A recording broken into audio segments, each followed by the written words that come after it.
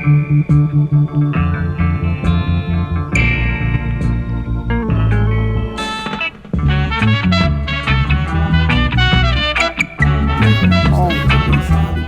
can tell you it right now. I was doing agriculture at the then agricultural school, which was at Twickenham Park. It was a Jamaica School of Agriculture. Can you give me your age and the year so we can put it together? At what age I started? Yeah. What age were you at the school and what year? 16 to 19. I had to work it out. Work out the age. 16, 17. Yeah, I was about 17. All right. And then Frank, leave KC. Just leave KC working with like a custom broker type of thing on the wharf. Conroy Cooper leave school, he was playing with a band, Lintate and the Jets and hustling around. He was more the seasoned musician. Yeah? Junior Bailey just leave KC not too long also, which was a guitarist. Stevie Golden just leave KC not too long. Now there was a group in Jamaica called Sing Out Jamaica.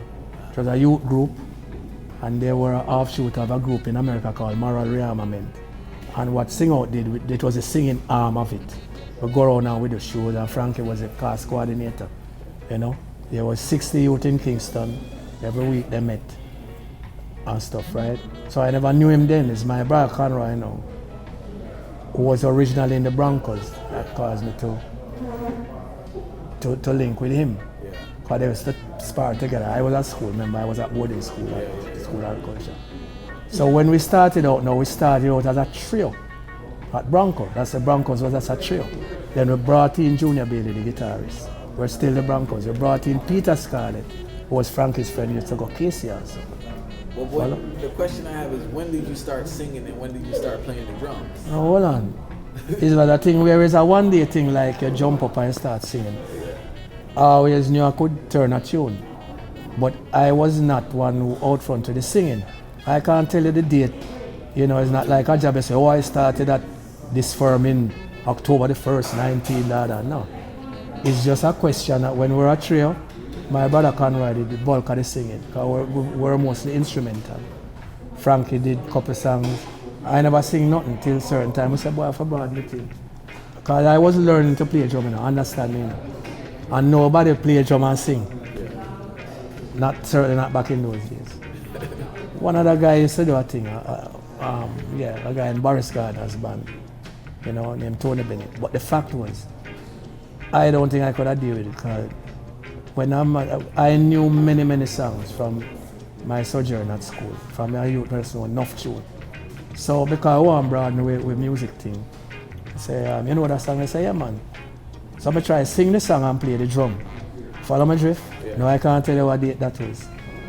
And it was disaster. The public don't know, but I know say that disaster, because when the singing hard, the drumming stopped at that point, and when the drumming hard, the singing stopped. So, what them not really care, but the fact is it was a learning curve. Yeah.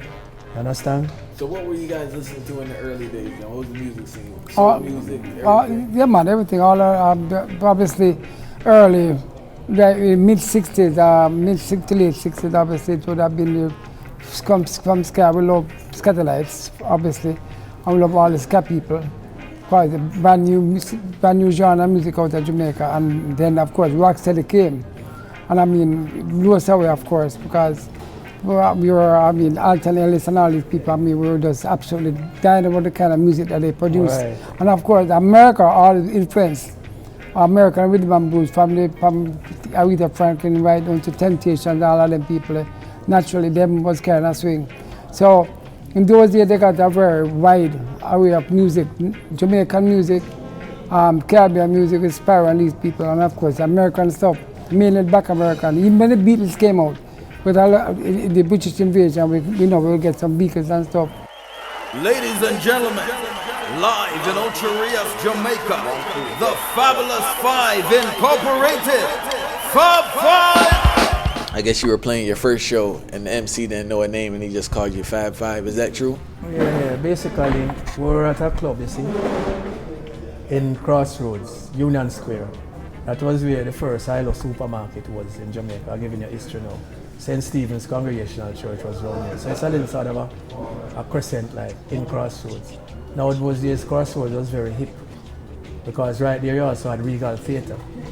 You know, it was a whole lot of that was big. Crossroads Triangle with Carrot Theatre and the post office and every little thing. So that was a hip place. Bronco, there's a club around here called the Bronco nightclub. And it was all the uptown people mostly used to come there, you know, come hang out and stuff. And we played there for maybe a year.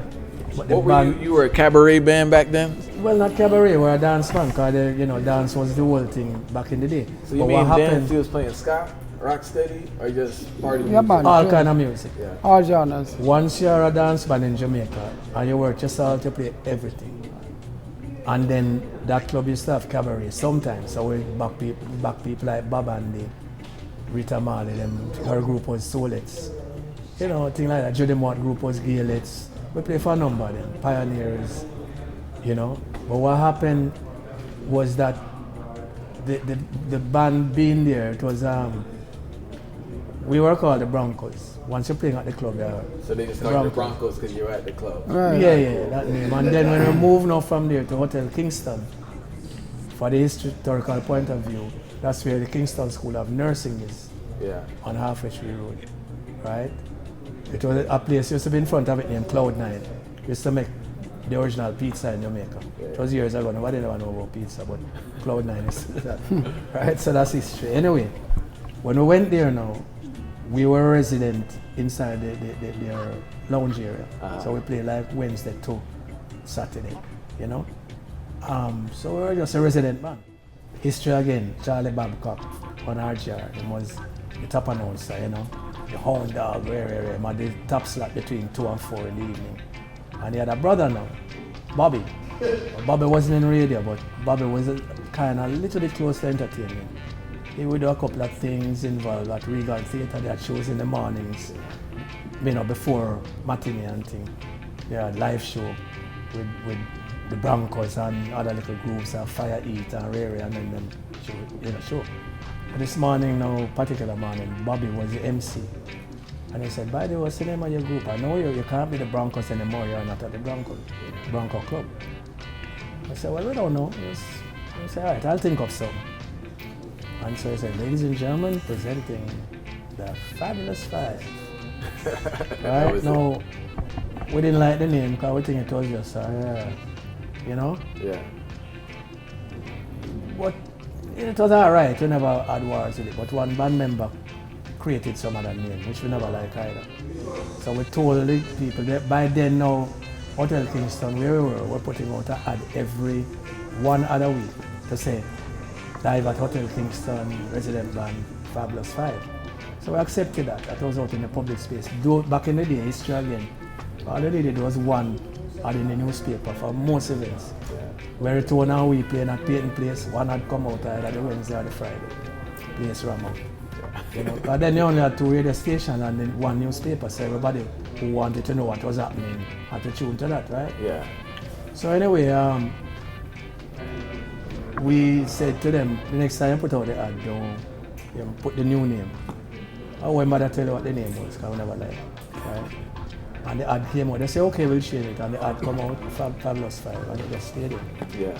And you know, after a while, when we started including additional members, when we hit the road now in 1970 as a road band, we brought in another guitarist and stuff. So it was more than 5 of us. Yeah. But by then, the Fabulous Five as a name struck a note in Jamaicans, so we didn't want to change that. You can do a brand. So right, a brand. So we couldn't say Fab 6 or whatever. So it's Fabulous Five Incorporated. And today we are the second longest band playing. In a circle, still longer than us. They started before us. They are 50 years old now. So how are you able to play such a broad range of All music right. so well? Okay, the thing is, all right, you grow with it, number one. Imagine from your idea, you need to hear certain things, right? And worst of all now, you're into music itself. So you know all the ins and outs and the secrets of why the things sound the way it sounds as you grow older. We grew up with these songs and we always pride ourselves as having this kind of broad base. Part of the thing, history again, every band in those days, they wanted to play top 40 America or top 20, top 30 Jamaica. Right? Now when Winston did, Meritone used to travel, he always travel from those days. And get a brand new tune and him know say go and hit down in Jamaica and give we first. And say learn a tune because it's a hit. And so we were way ahead of a lot of the bands. As a matter of fact, whereas other bands used to, when they play, them didn't play very long, and when they play, hear them now, oh it sounds so nice, we'll do it twice, and then play the same tune 2 times. So you talk about that 6 minutes, we don't do that. We play one tune, next tune, next tune. So we play twice as many tunes as most bands from back then. And also, we're the first group to run tune into tune. You see how disco play nowadays? And we teach them that. It sounds funny, but it's true. Nobody used to do it. Everybody used to pause. It's true though. They used to pause and make an announcement. Meritone would say, next week at Peyton Place, Meritone Disco, love since its last. Right down, remember, and then it call next tune. We just say we not stop. One tune, fade out, next tune come in. What year was that? From we start playing. In the 70s. 70s when we were Fab Five. We do Never did like when people used to stop and dead here. Yeah, on the dance floor. All the big Byron Lee and these people, dead here and the MC talk. Yeah, on the dance floor, right, and Byron Lee said, well, next week at Gold Coast, and about now we're going to introduce the silky smooth voice of Keith Lynn and Ray. And the man must search the music for them things, and them ready now, them kick off. Are you set up on the dance floor? No. So we just run things. We know what you know play before the next one done. You know? Man say 54, 46, and we play the tune, I go on same way. Then we know say that how go on. Some of the members are blind, right?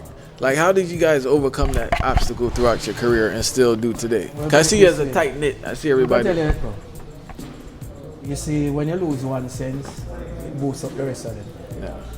And really, if you're playing music, you don't need sight to play music, to execute, and not about reading music, obviously. You understand?